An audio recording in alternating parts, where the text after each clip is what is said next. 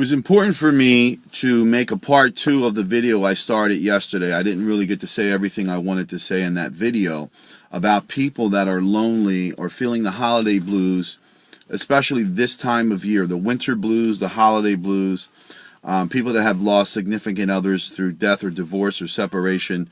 I just want to reach out to those people and let you know that, A, I do understand your pain. I understand that it is a very difficult time for you during this time of year because you feel as though you're alone. You feel that you have lost something, and in many instances you have. You have suffered many losses. I know I have suffered many losses myself. So it's difficult this time of year for us. My prayer for people is that you find someone that you can connect with. Whether it's a friend or perhaps a family member that you no longer have contact with. Find some sanity in other people. Of course, more importantly, have God first. Have God number one in your life. But I know that it's a difficult time. I'm going to really. This is not scripted. I speak from my heart and what I feel and what I see, what I hear, what I read, and what people post. Another thing I noticed too is that it seems like a lot of people pass away during the holidays. So it's a difficult time. But the message is more for those that feel alone, those people that really are finding it difficult to cope with the holiday season. And I know personally for myself, it would last anywhere from, this was in the previous years, it would start around Thanksgiving and it would go all the way through like February, Valentine's Day. So it was a rough couple of months for me. And I know that there are people right now that are feeling what I felt at one point in my life. It's not an easy journey. It certainly isn't an easy journey. It's not. But it does get easier. And it does get better with time. There is no instant fix to this pain that you're feeling, that I have felt in the past. There is no instantaneous fix to it. Yeah, you can go out and drink yourself to a stupor, or some people use drugs and some people use sex, or they fill that hole with material things or shopping. But you know what? At the end of the day, when you come home, you're alone again. And those things eventually lose you lose your I'm trying to think of the word. They don't do the job. That's the bottom line. They don't fill that void that you're feeling in your heart. And there's two things I can tell you that will. Number one, there's a couple things. Number one, more importantly, is God. Have God first. I know some people don't understand that. They're like, wow, how is God going to fill this big hole? Let me tell you, He can fill it. He is the answer. He is the key. Time is another thing. You got to give yourself time. You have to give yourself time to heal. It's hard. I remember when I first went through my separation, I couldn't even be around my own children because I was so distraught. And many of you today are probably feeling that way. You want to isolate yourself from people. That can be good and bad. That can be healthy and unhealthy. If it's something that you're doing initially in the beginning and you need it to, you need some time to yourself, it's okay. You got to have time to grieve, and you got to have time to cry, and you got to have time to alone time to try to get some clarity in your situation through prayer.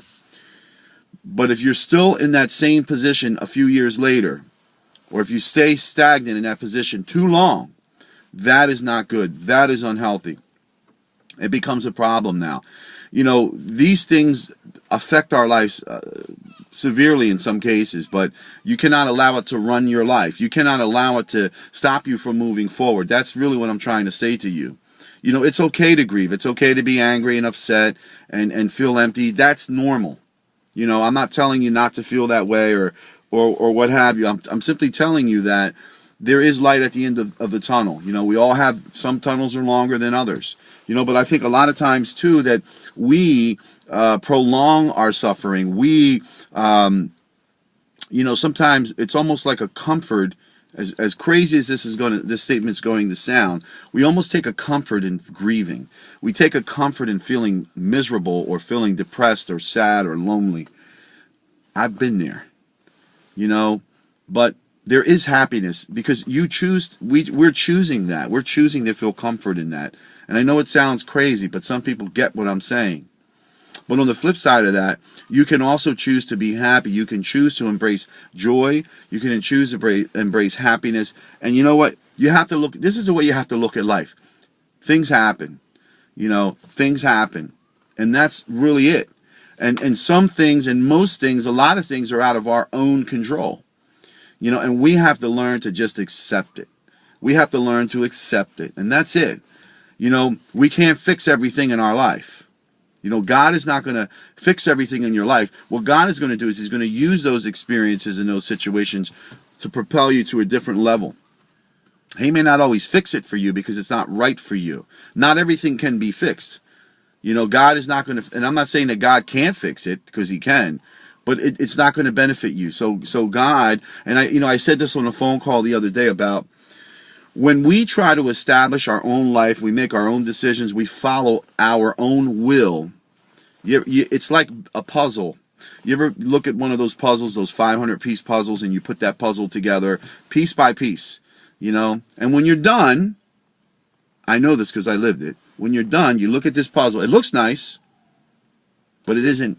It's got lines in it, and you could pull pieces apart from it. It's flimsy. You know, it has no substance to it. That's the kind of picture that we build for our life. It looks good to us on the outside. It looks okay.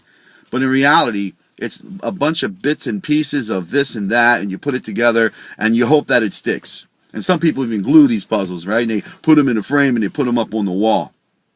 But you see, what God will do is God will come along, and he'll take that puzzle apart. He says, if you want to follow me, we're going to do it my way now. You did it your way. Yeah, the puzzle looks nice. It looks okay. But it has a lot of flaws in it. It has a lot of lines and cuts in it. And there's pieces that are missing. And the picture is starting to tear away from some of the pieces. You know, it looks so nice, but in time it just starts to disintegrate. What God wants to do in your life is he wants to take that puzzle apart, rip it apart, and it's painful, but he rips it apart and he begins to put you back together. And he puts you back together, and it hurts, and you want to quit, but you know, God says, I'm not going to give up on you. He who started a good thing in you is going to finish it. You know, his promise is that he's going to finish that putting you back together. Through the fire, through whatever it is to take to change you, to put you in a different direction, to take you to that next level. And when he's done, you have a portrait. So you go from a puzzle, under your own will, under your own guise, under your own guidance, to a portrait that God is painting for you. If you would only allow him to take control of your life, to follow his will. Because he wants to paint a portrait for you. There's no comparison. The portrait is beautiful and it's complete. The puzzle, unfortunately, falls apart. It's flimsy, has no substance, has lines in it, pieces break apart. The picture rips off some of the pieces a little bit, and you can fix it a little bit. Yeah, you can glue it back on. But you see, when God paints that portrait of your life, when you allow him to take the paintbrush of your life and paint that portrait, nothing in the earth, nothing in the universe could come in and destroy that, because God is in control, because it's his plan. So I started out talking about loneliness, but the Spirit led me to tell you this because people need to hear this. God is so good, you know, and I know some of you feel lonely. Give it to God. It may take some people longer than others. You know, God is painting your picture. That's what you have to remember. You have to remind yourself every day that God is painting my picture. He might even be taking you apart at the same time. You know, he may be taking you apart at the same time, but he's also, while he's doing that, he's also painting you, and he's holding you. All praise, thanks, and honor to God. I mean, there's nothing better in this world, people. Share the video, tag people, write their name in the comment section, and it'll pop up on their page.